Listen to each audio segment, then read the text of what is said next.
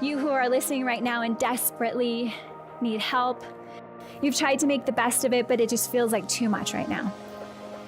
It's also for the one who is lonely, who feels like they aren't enough, or who's been praying for a miracle for so long that it seems impossible. This is for you.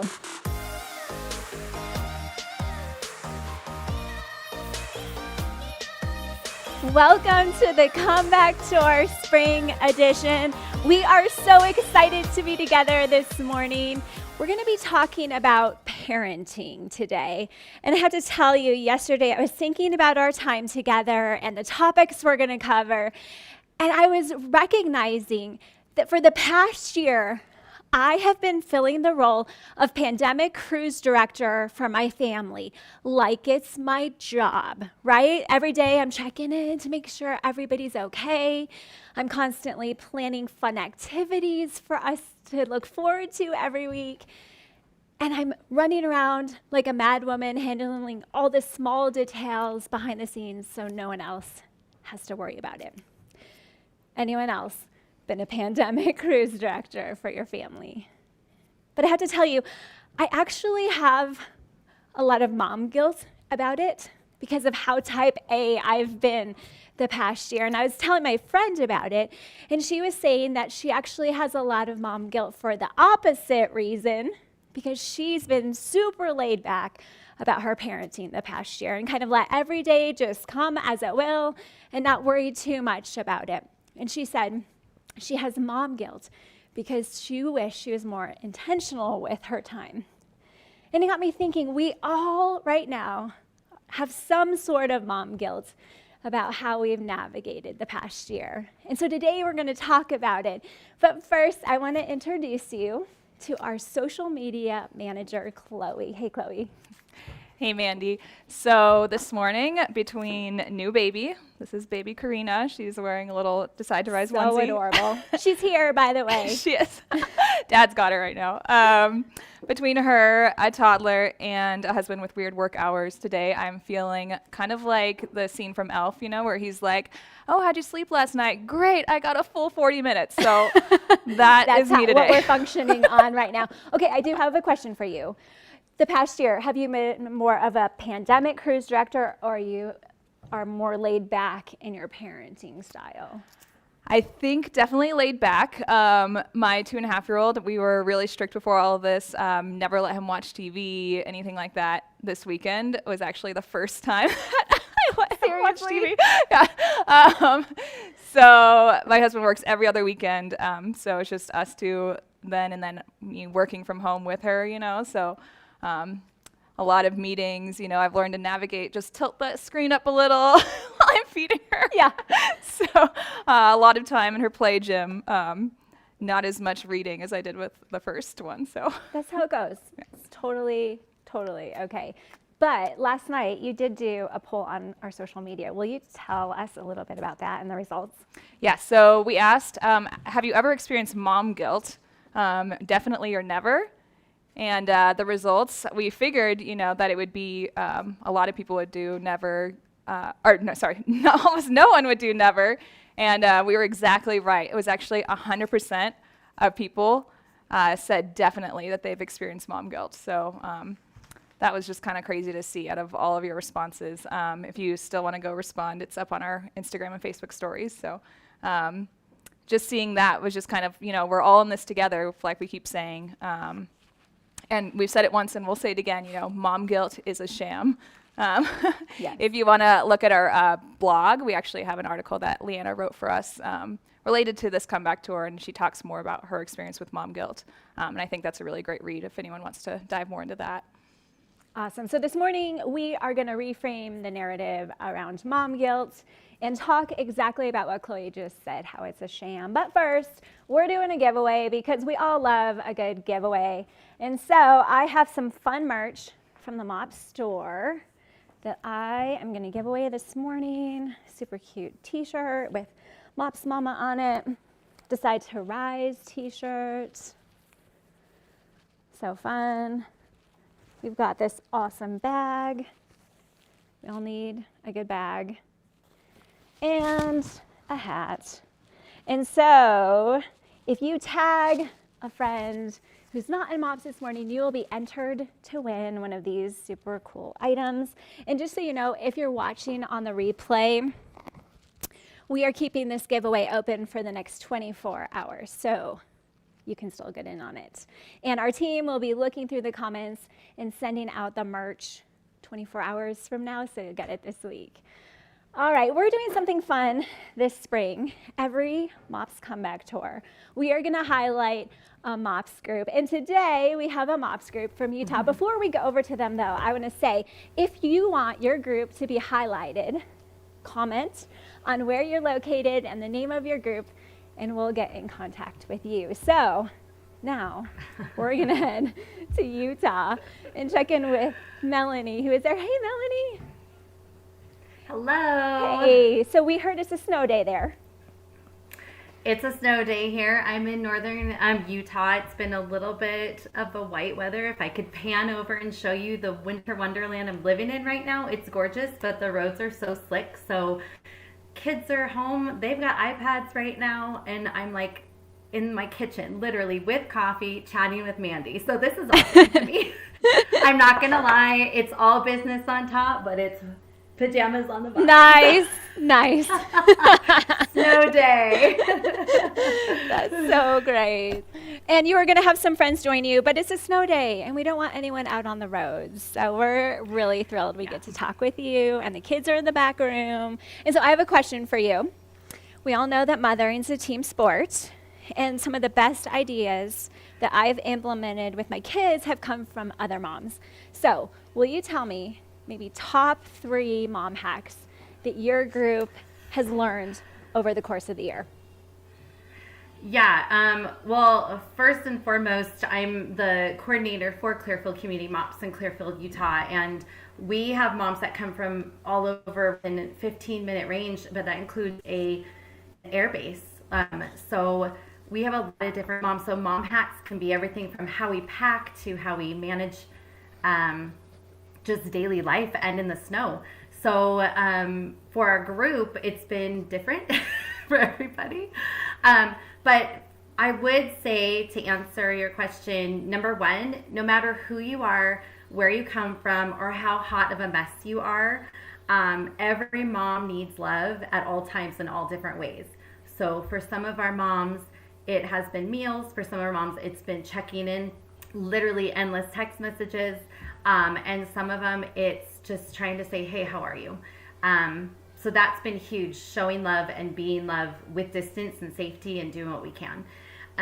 The second thing I would say is, as long as there are masks, sanitizer, and tender loving care, MOPS moms are always willing to hold a new baby, no matter what, so that that new mom can enjoy her food while it's still warm. And we just pass the sanitizer, we get all ready, we're like, give me that baby, because that fact that that mom made it and she's there to have that warm meal with us. I mean, granted, she might be a few feet away, we're like, give me the baby, you can eat. And that is a hack in itself at all times. But even now, that mom is truly blessed because she's been in quarantine, right? Or been home for so long. So, and the last hack I would say in general for our group, we were doing virtual up until just around Christmas time. And then we're like, okay, we can be in person. Let's see how we're doing this. We have plastic tablecloths. We can order a catered salad and pick it up.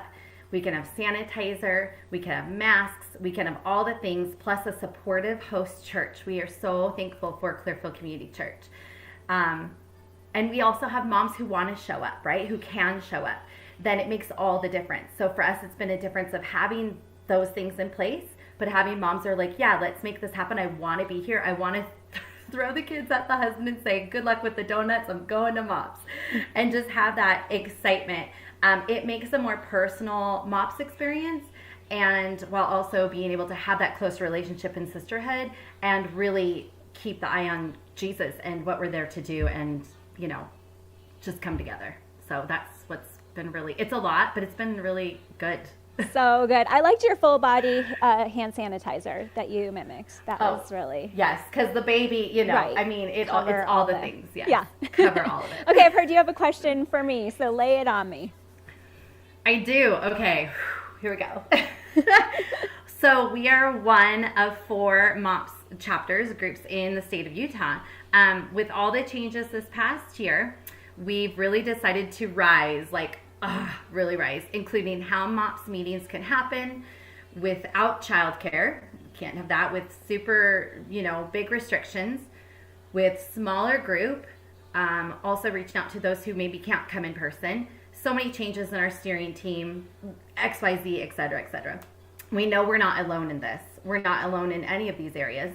So Miss Mandy, what are your best tips or best ideas to help a MOPS group, maybe like ours or in similar situations, continue to rise above all these hardships, struggles, trials, and with happiness and and still steer the way to what we're supposed to be doing? But, how can we just fuel that fire? I feel like you guys have done such a good job, even what you shared already, but I have 3 quick ideas. I think this year we've all had to reset our definition of success, and exactly what you said, right? It's not perfect table arrangements and having a live speaker and all the things that normally would have meant a really successful MOPS year. I think we need to redefine what success is by saying, are relationships going deeper? Are we able to have honest conversations? Are we building community and having meaningful interaction? And however that looks, that's great. And letting the expectations kind of fall away of what good leadership looks like. And if it means that it's too much to host a meeting and instead you need to have everyone watch the comeback tour and then Zoom and talk about it, that is totally okay too. Second idea, I think we need to get creative in how we care for each other. So I heard of a group who sent an email asking all their moms what their biggest need was. And it was kind of funny, but all the moms said that their kids are eating them out of house and home because they're snacking all day long. And so the leaders went to Costco, got a ton of snacks, and made snack boxes that they dropped off at each MOPS member's house. And it was like the best thing because the kids were so excited and the moms felt seen and cared for. So I just think those small creative things we can do really build community. And then last, and this is a little weird, but I'm hearing so many moms who cannot wait to get back to their MOPS group. And so I would say, get ready for fall. Finish well now, but start thinking and planning for fall, because when things open up, moms are gonna need MOPS and community and each other more than ever. And I think our doors are gonna be flooded with women who need support. So get ready for fall. Woo! It's been so fun to connect with you. Thank you so much. Yeah. Hand sanitizer. Roll up my sleeves. Yeah. Yes. Thank you, and thank Thanks, you for have a great highlighting us. day. It was a joy. Stay Thank warm. you. We'll see ya. Okay, Chloe, we're gonna check back in. How are we doing on the polling? Yeah, so after we asked how many of you actually experienced mom guilt, and 100% said definitely, we asked how often do you experience mom guilt, and between on occasion and daily, and more than half of you said that daily you experience this mom guilt. So, the numbers are just crazy, and that we're all feeling the same way. Research has actually shown, though, that this mom guilt is obviously not healthy for anyone, and when you feel this way, it doesn't actually change your future behavior for any good way. It actually instead gives more power to the part of the brain that seeks gratification. Wanting to quit is often tied to these feelings of mom guilt, but research says that to help this, it actually helps if, the mom is felt valued, and that's what we really need. Awesome. And I'm glad science backs up. Mom guilt's a sham. Yep. So good. Thanks, Yep. Chloe. All right, now I have the privilege of introducing our first speaker of the day, Heather Avis, our friend. She is the founder and chief visionary officer of The Lucky Few, a social brand with an emphasis on shifting the Down syndrome narrative. She's an author, a podcaster, a speaker, and a mom of 3. So join me in the comments in welcoming Heather Avis. Thank you so much, Mandy. Thank you to MOPS and to all you mamas who are allowing me to spend a little bit of time with you today. It is an absolute honor and thrill. So I am Heather Avis. I am the founder of a nonprofit called The Lucky Few. The Lucky Few is a global social awareness movement using the power of storytelling to shift the Down syndrome narrative and create spaces where everyone belongs. I'm also an author. I've written a couple of books. My first book is a memoir called The Lucky Few, about how my family came to be. My second book is called Scoot Over and Make Some Room, which is more of a manifesto encouraging us to make room in our lives for all different kinds of people. And then I actually have the thrill of this year in June having my very first children's book published. It's called Different, A Great Thing to Be. And it's a book that's teaching our children, and to be honest, us, how to embrace and celebrate the differences we see in ourselves and in others. I'm also a mom. I have 3 kids. My oldest daughter, Mason, is 12. My middle daughter, Truly, is 9. And my son, August, is 7. I've also been married to my husband for 19 years this year. My husband, Joshua Douglas Avis, he is my co-everything. We co-parent, we co-do all the things that are involved in household. He is co-founder of The Lucky Few. He is my co-worker and many more things. And today, the thing that I want to share with you and the thing that I want to say to you is, mom, dear mom out there listening, you are enough, and your kid or your kids are also enough. I am here today to lay for you a foundation of enoughness.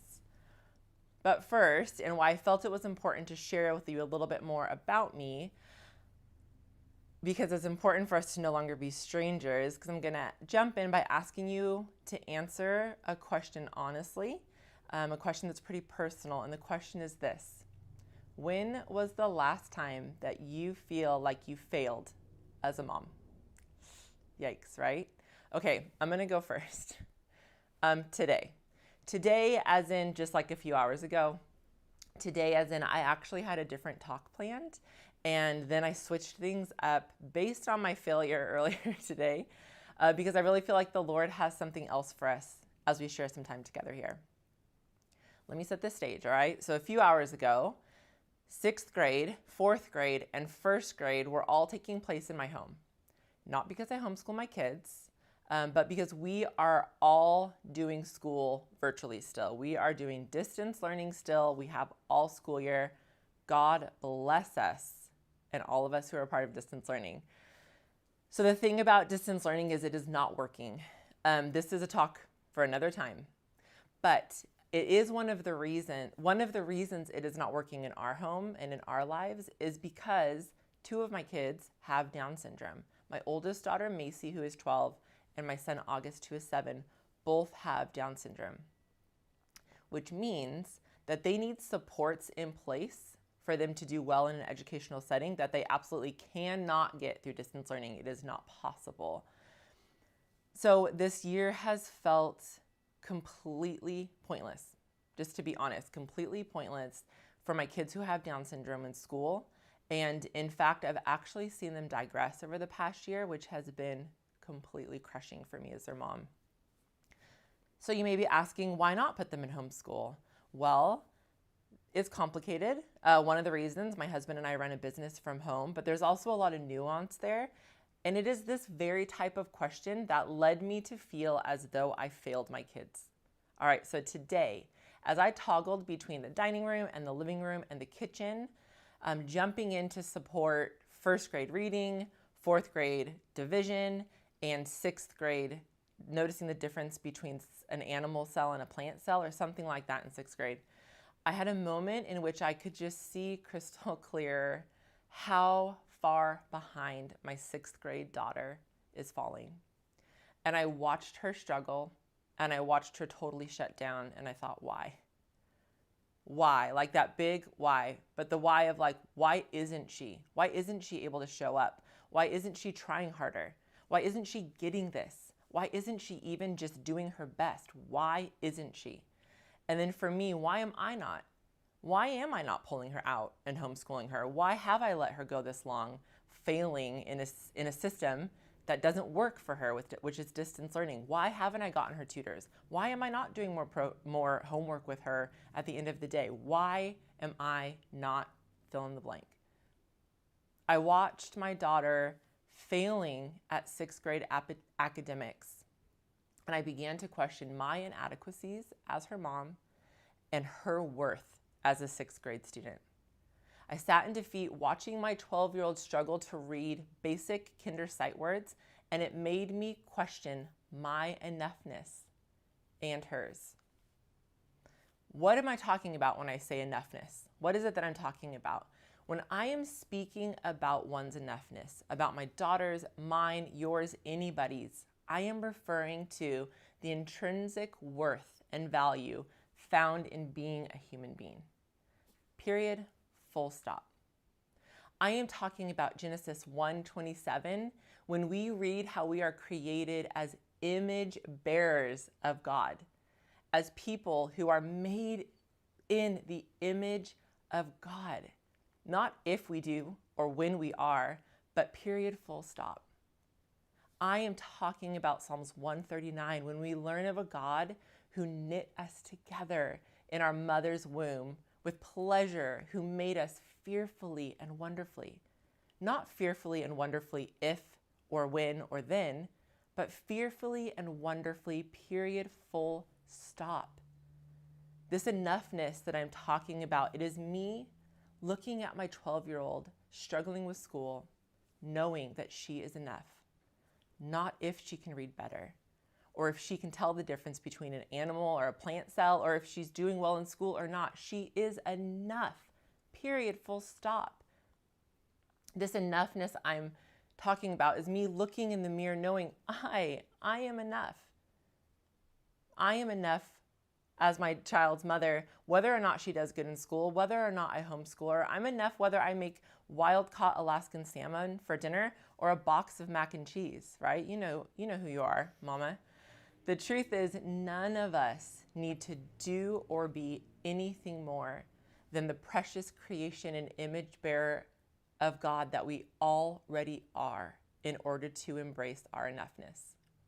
The foundation of enoughness is you. You are enough. Period, full stop. But as it goes with so much in life, this truth of our enoughness and the enoughness of others, which is found in the very fabric of our being, it is so much easier to know it and believe it than it is to live it out. And to that, add to that the fact that being a mom is the hardest freaking gig in the whole wide world. And being a mom right now, when we have things like social media and Pinterest, which sure we can go to for ideas and advice, but let's be honest, when we go there, we go and find comparison and self-doubt. It is no wonder the enoughness in ourselves, in our kids, in others is always in question. One of the greatest works I have done as a parent is to lay this foundation of enoughness. And I know laying a foundation of enoughness in our home, with ourselves, with our kids, when we with the children we raise, can be challenging because it is constantly being shaken up by things like comparison, societal norms, self-doubt, the expectations of others, which is why it needs to be foundational. It is not a moment in our day, but rather a necessary truth we must lay as a strong foundation from which we can grow and raise our children in. So, I want to give you a couple of very simple tools to help you begin to build a foundation of enoughness in your own lives. A few steps to embrace enough-ness for you. So 1, stop comparing. Stop comparing. Stop comparing. Just stop. Stop doing it. I'm saying this to myself as well. Theodore Roosevelt said, comparison is the thief of all joy, and isn't that the truth? Comparison is going to have us questioning the person God created us to be, so we have to work hard at stopping comparison. Number 2, ask yourself, how does God see me? How does God see my kids, and how does God see others? Because God sees them as God sees himself, because we are image bearers of God. God's image is in all of us, which means God sees you, your kids, and others as enough. because you are and because they are. So we have an opportunity to see them as enough as well. 3, find a community to hold you accountable. Maybe there's a mom right now in the screen next to you or sitting next to you who you can text every day, 10 times a day, 3 simple words: you are enough. And then she can text those words right back to you. And in that same, going along that same line, also another way is to say it out loud often to yourself and to your kids. The words, you are enough. When you compare your parenting journey and your child's development to others, because truth be told, we will do it, right? So we're going to try to stop comparing, but it will happen. You need to be able to go back to this truth of you are enough. So by saying it out loud, it helps strengthen that foundation. The more you practice this, the easier it will be to come back to. We live in a world in which we are bombarded with ways to improve as parents, ways for our kids to improve. So even with the foundation in place, it's easy to lose sight of the enoughness in ourselves, in our kids, and in others, which is exactly what happened to me today while my daughter was doing 6th grade science.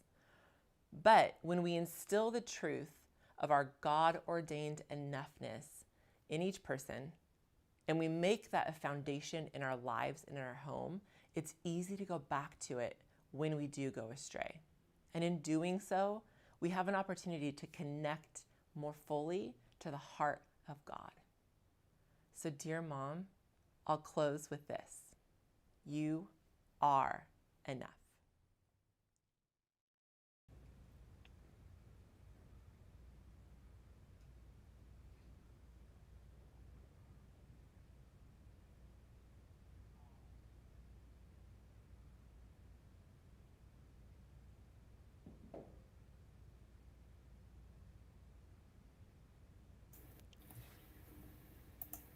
Hey mamas, I'm Sarah Ferraro joining you from California. Heather, I absolutely love when you said motherhood is the hardest freaking gig in the whole wide world. I'm a mama 3, so I understand all the joys and challenges that come our way. And none of us should ever do it alone, which is exactly why I am so passionate about MOPS and membership. I know I work for MOPS, but I am also a leader and I attend a local group. And when I'm able to sit at my table and be vulnerable and share my struggles, the thing that is the best thing for my mom's soul is when I hear the simple words of me too. I know that I'm not alone in my struggles and my failures, and I am surrounded by a sisterhood that understands. So membership is the very thing that fuels this beautiful community that I'm talking about. And it doesn't just stop at our groups. When you're a member, you are truly a part of a worldwide sisterhood. Now, I know we all want to hear those Me Too's, but none of us want to be stuck in that hardship, right? We're talking a lot about mom guilt today. We desire to learn and grow and be propelled forward to be the best moms that we can be. Membership helps us do that in the day-to-day. It helps fill in those gaps, especially if you're not in a group. You'll get mom emails that hit practical and inspiring content. You'll get texts that I'm sure will cheer you on, especially when that mom guilt is really starting to set in. We have digital content that connects you with experts that cover anything from sex and marriage to anxiety, potty training, to Saturday family activities. And one of my favorite benefits that is beautiful is our quarterly print magazine. Now, this is one of our older issues, but I know that our newest issue is starting to hit doorsteps. So if you're a current member, be on the lookout and get very excited. Also, I'm thrilled to let you guys know that we have started to launch membership tiers. So there's additional benefits that we've created as well, such as digital bundles, topic-based workshops, one of which, you guys, it's coming up February 25th. You can join us for a 1-hour introduction to understanding the Enneagram as a tool that helps us uncover the unique person that God created us to be. So check that out. You can go to mops.org/membership and see all of the fabulous new offerings. One, which I know you can't really see, but I'm wearing one. And it's a t-shirt that says busy raising the next generation, because that is truly what we are doing.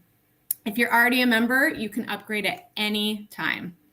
So moms, I want to thank you for supporting us through membership. I guarantee you're going to love everything that comes your way. We're truly committed to continuously finding new and innovative ways to continue to support you through this journey, right? This freaking hard gig, which is so wonderful, but we have to do it together as we truly are busy raising the next generation. So cheers to motherhood, you guys. Mandy, back to you. Thanks, Sarah. It's so cool that we have women joining us from literally all over the world. Sarah's joining us from California, and now I have some friends joining us from Tennessee. I am so thrilled to get to introduce my friends, JJ and Dave Heller. Hey, guys. Hey, I noticed your wallpaper, and I just have to mention it because it's noteworthy. It's really beautiful. Thank you. Yeah. Okay, it's actually peel and stick wallpaper from Target. What? You have the best decorating tips. Yeah, totally mind blown. So many of you already know JJ and Dave. They've joined us at MomCon, but just in case you don't know, let me fill you in. JJ is a singer, songwriter, podcaster, author, mom of 2 girls, and she and Dave co-write songs together. In her 18-year career, JJ has 11 full-length albums to her name, and her songs have been streamed 55 million times. That's quite an accomplishment. So I'm so thrilled that they're here with us today. And I have a question for you guys. I'm curious how you, over the past year, have maybe incorporated certain things into your family to help your kids thrive. Any particular things you've done? Okay, so I have realized that if there are any ways to spark little moments of joy, those are worth pursuing. So one of the ways that I've figured out how to do that is to make a really fun playlist on Spotify, or find one that you enjoy, and like put it on, and it doesn't even matter what we're doing. Like maybe I'm emptying the dishwasher or getting dinner ready, or we're just hanging out, but something that makes you feel like you want to dance, and then dance. Like I'm the worst dancer, like I'm terrible, but my kids actually still think that I'm pretty good. I'd like to So see we're some right of your up there. moves, I feel like. Oh no, you don't. But it's like I've just found it so important that my kids see the playful side of me, because you know, so often as parents we're like the referee, we're the cleanup crew, we're the caterers, we're the cruise directors, as you said earlier. And I think sometimes we forget to have fun. And I think if our kids see us being serious all the time, maybe it makes them feel less free to be playful themselves. And so I've been like really conscious of just finding moments to be silly and weird. And You're really good at that. so even, okay, last night, like everybody knows this game. Like I think we all did it when we were kids. But you know that game that you say, honey, if you love me, will you give me a smile? And then you have to answer, honey, I love you, but I just can't smile, like without smiling. And I don't even know why it came up last night at dinner, but we started playing it, and I was like crying, laughing. Like it was just so ridiculous. I think our girls actually had a better time at the dinner table last night than they did when we took them to Disney World. It's like cost of admission is 0, but they had a really great time. Oh, I love that you said our kids need to see us having fun, because so often they see us in different roles. That is so essential. And I know you guys have been really busy lately. What have you been working on? Okay, so February 5th, we just released a brand new record called I Dream of You Volume 3. It's a lullaby album, but it's not what you think of when you think of lullabies. We wanted to make it sophisticated, almost like a movie soundtrack. And It's actually, I know it sounds kind of weird, but it's actually like a lullaby album for grown-ups. They're just all these songs that we grew up listening to, all of our favorite love songs, like In Your Eyes by Peter Gabriel. 500 Miles we turned into a love song somehow. And that one is the most surprising to me. Like it makes me get teary-eyed every time, which you don't think of, like, when I wake up, yeah, I know I'm gonna be, as like, She doesn't you sing know, it like I that. don't- Like a sea shanty. Yes. Yeah. But when you slow down the lyrics, it's so sweet. I mean, it's a song about like faithful love, and Yes.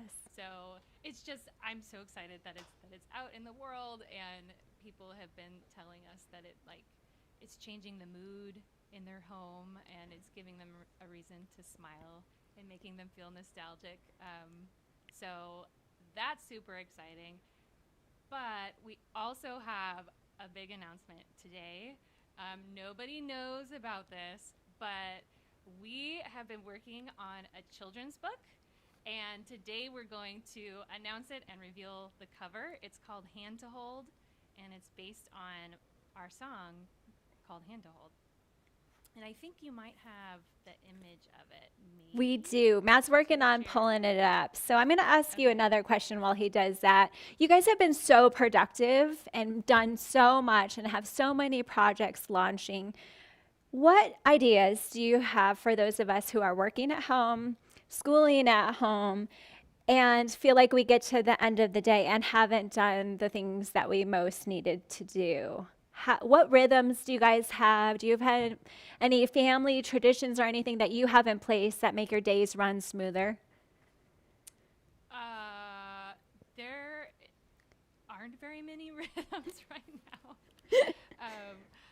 So currently, I can relate to that other mama because our two children are down in our bedroom with our dog so that he doesn't like run out and bark, and they're like on their iPads while we're doing this because it's a snow day here in Tennessee as well. It's like been freakishly cold and icy here, and so school has been closed all week and probably will be closed for the rest of the week. And so, I mean, I think in terms of rhythms, we try to spend time in the mornings together with like no screens, and just hang out. And then we always try to eat dinner together and like talk about how our days have gone. Sometimes we play Honey, I Love You, Give Me a Smile. I think, though, one of the things that we actually really try to do at least once a day is just step outside our front door with our kids and go for a walk around the block. And it like, there is this sort of inertia where the kids don't want to leave. But I mean, it's kind of that thing where like you're trying to give your kid a bath and they're like, I don't want to go. And then they're in the bath and they're like, I don't want to get out. You know, like that kind of thing. It's like as soon as they step out the front door, they start skipping and noticing flowers and like picking up worms and just exploring the wonder that is like the little microcosm of biology, or looking at like the clouds or whatever. And I think when it comes to fostering creativity and wonder in your life, so much of the time it just comes down to doing something simple and paying attention rather than kind of being outside of your body and thinking about whatever the next thing is that's going to happen. And like, so I feel like the Heller family has been just trying very hard to practice presence and being inside our bodies, noticing whatever it is that's right in front of us. Mm-hmm. That's so good. And I find for myself, even going outside for a little bit is so recalibrating. All right, we want to show the cover of JJ's new book, Hand to Hold. There it is. Hey, you guys, when can people start pre-ordering it? Okay, they can start pre-ordering it today. Woo! Yes, we actually have links to all of the retailers who are taking pre-orders for it at jjheller.com, and you can find it at either at the homepage or just jjheller.com/book. And But yeah, I mean, you have to wait a little while though, because it comes out on July 20th.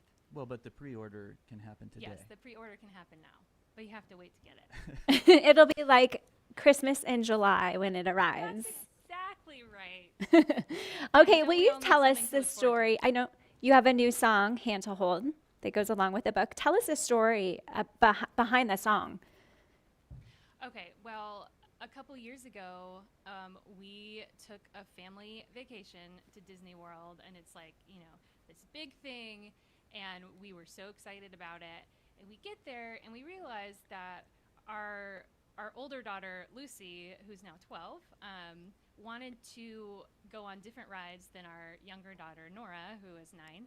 And so we tried to do stuff like the four of us together and decided that it wasn't working out that well. And so we thought, okay, let's split up. Dave will go with Nora, I'll go with Lucy, and we'll let them kind of like lead the ship. And so Dave and Nora left, and Lucy and I stayed behind, and I turned to Lucy and I said, okay, what do you want to do? Like, what ride do you want to go on? And she kind of looked all around at the magic that surrounds at Disney, and she's like, can we just play a hand clap game? I was like, oh, child, you're killing me. Like, I mean, I didn't say this out loud, but thinking like, okay, so we just spent like hundreds of dollars to be here. You want to play a hand clap game? And so in the moment, I was like, okay, and we did the hand clap game. And I was thinking about it later, and how, even though I was frustrated in the moment, it's really this beautiful thing that kids are so good at just being present and finding the beauty wherever they are. And I think sometimes as adults, we forget that sense of wonder is always surrounding us if we take time to notice it. And kids just have this inherent sense, and they notice like a wrapper on the ground like that looks like a butterfly, or and as adults sometimes we feel like we have to plan these big elaborate events so that we can finally relax or have a time to enjoy our family. And I think that's something, when we sat down to write a song of blessing for our children, we were thinking about like, okay, what do we want for them? And that was one of the first things on the list, was like, may you never lose the wonder in your soul. And so that was, a big part of the song. And then we turned that song into a book. So great. Would you guys play that song for us today? Definitely. Yay. And anyone listening, you might want to turn up your volume. Yes, I'm a quiet singer.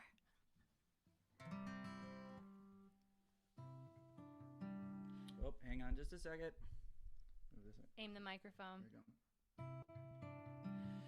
Okay, and I almost always cry when I sing this song, so we'll see if I can make it through. Trees are made for climbing, days are made for sun, puddles are for jumping, fields are made to run, stars are made for counting, and for wishes coming true.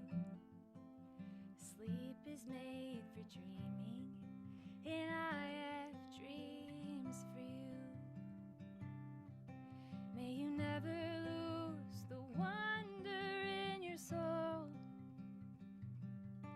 May you always have a blanket for the cold. May the living light inside you be the compass as you go. May you always know you have my hand to hold.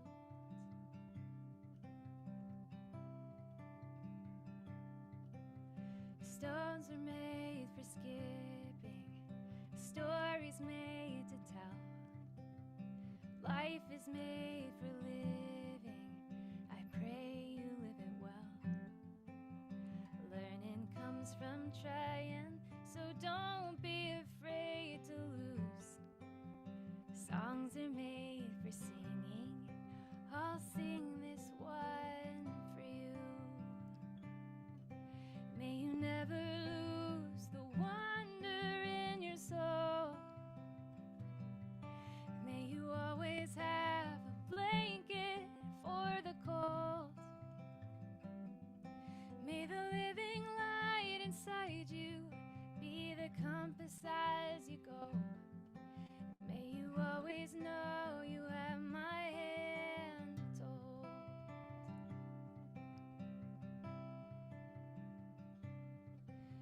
the good Lord bless and keep you, fill you with his peace.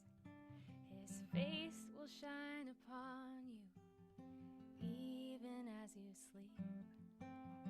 Every day you're changing, sometimes I wish it wasn't true.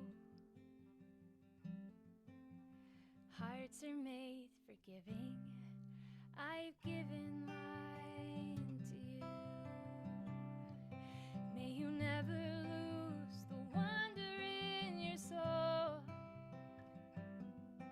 May you always have a blanket for the cold. May the living light inside you be the compass as you go.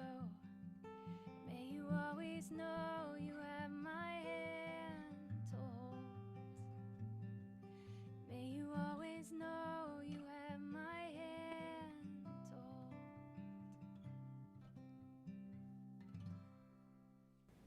You guys, that is so beautiful. I cannot wait to read the book. Thank you so much.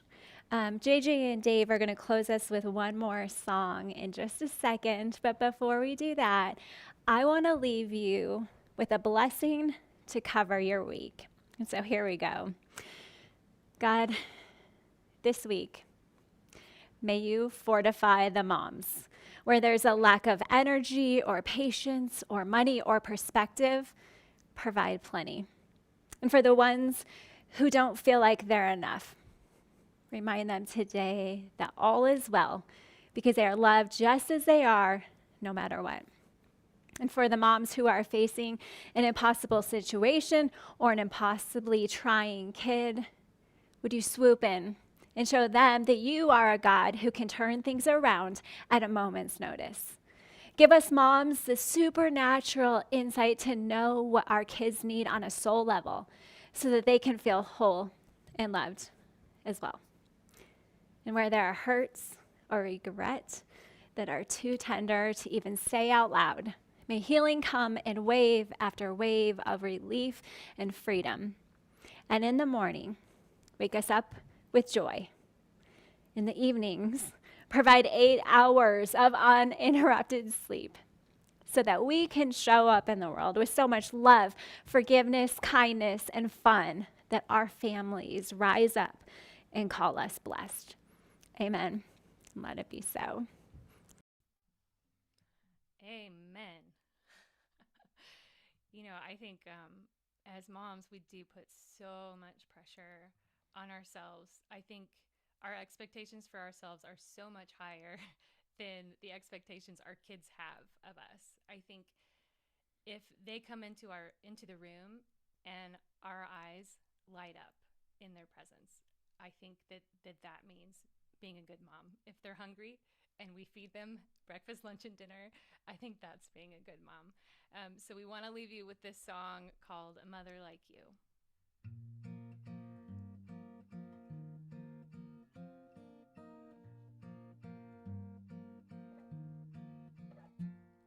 You gave me a drawer in your kitchen. You gave me the room with a view of the yard. Whatever the hurt, you knew right where to kiss it. You gave me the best of your heart. And you carried my rocks in your pocket. Flowers and feathers and butterfly wings.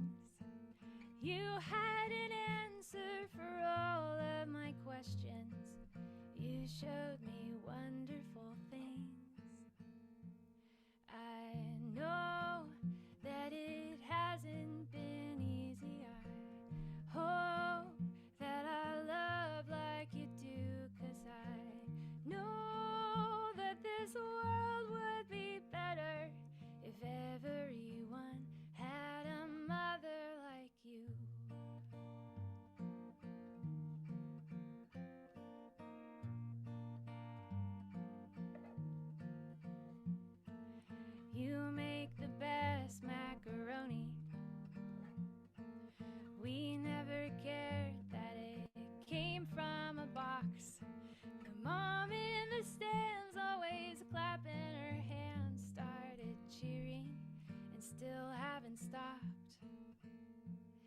and you held me when I came home crying.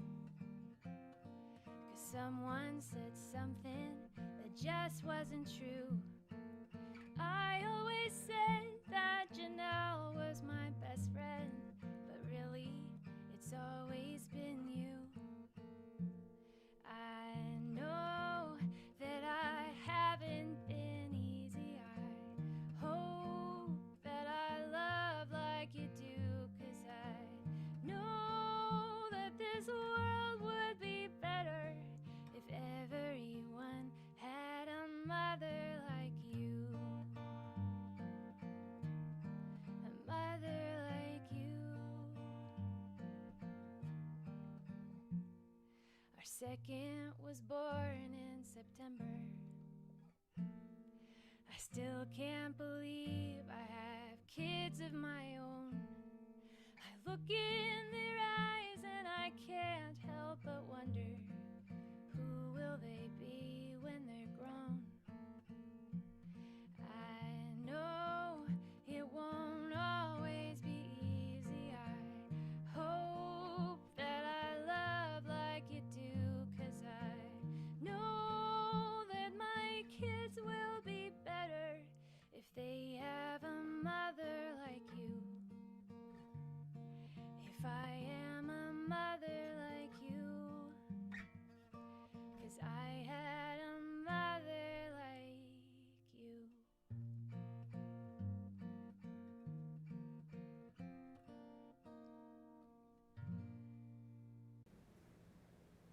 Thank you so much, JJ and Dave. That was gorgeous. And a big thank you to Heather Avis as well for joining us. Make sure to mark on your calendars March 10th, which is when we're coming back with our next session of the Comeback Tour. We'll see you then.